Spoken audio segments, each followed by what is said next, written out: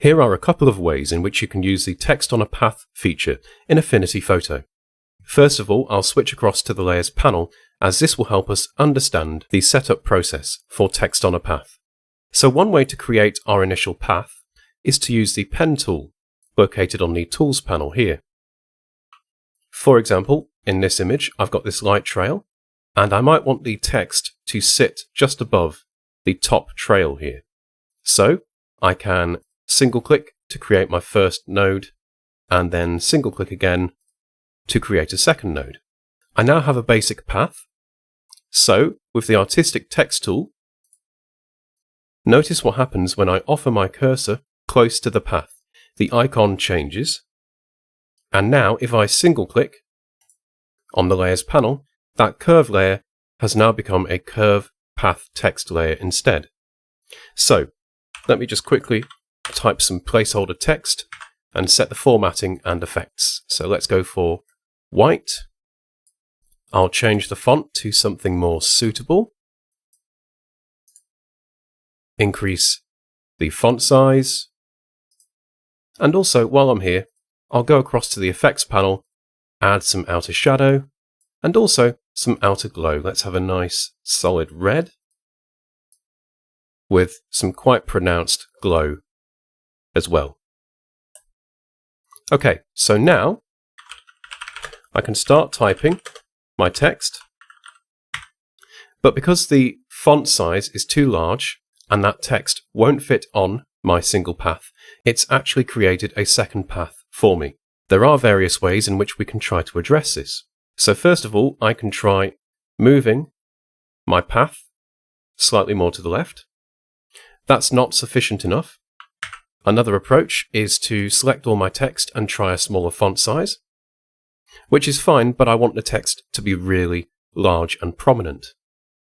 So that's not an option for us either.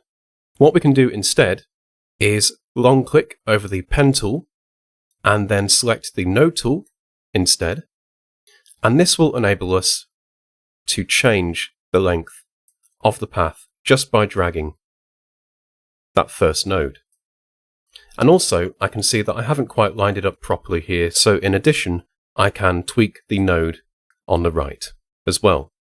Bear in mind that if you are familiar with the workflow of using the Pen tool and the Node tool, particularly if you do a lot of graphic design, for example, just know that you can use all of the same functionality.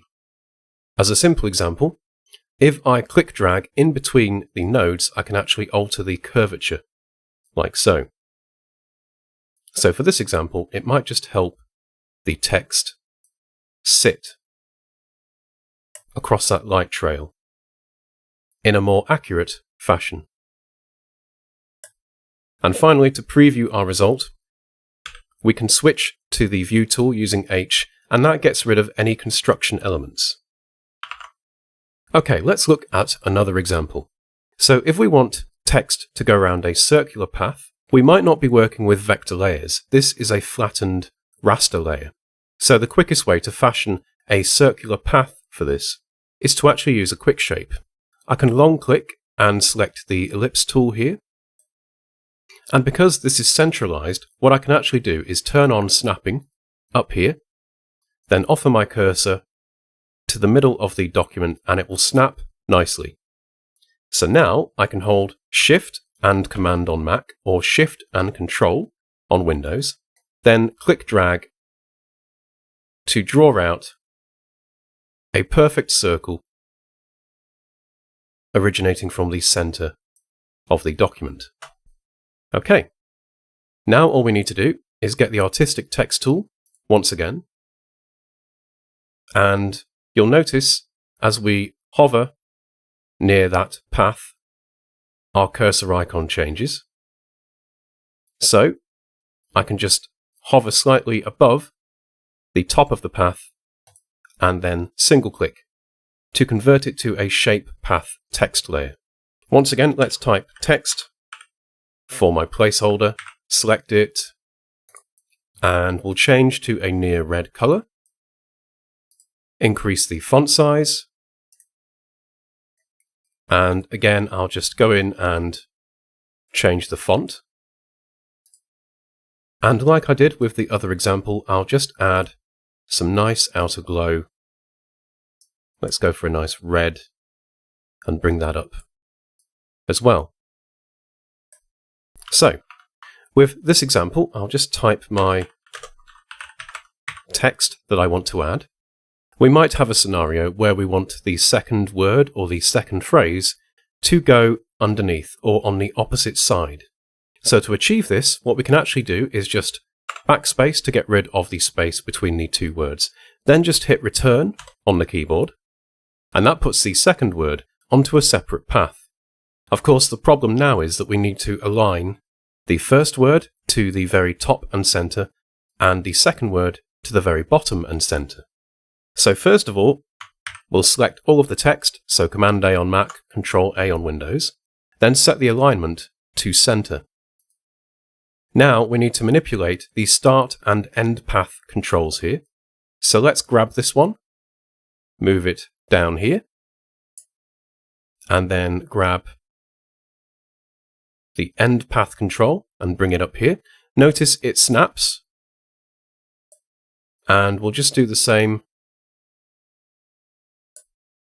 for the start and end path controls for the second word here. Now we also have an issue where the top word sits quite nicely above the circular area here, but the bottom word does not. So double click to select the bottom word here, and then we just need to experiment with the baseline control until we get the effect we are after. Once again, we can temporarily switch to the View tool to get rid of all the construction elements. Then we can evaluate how our path text looks and make any changes we might want to make. So for example, I might go in, double click the top word, and actually just tweak the baseline slightly here. And do the same for the bottom word, bring that out slightly more. And finally, select all the text and perhaps increase the font size slightly. So there we go, a couple of examples of how to use text on a path in Affinity Photo. Thank you for watching.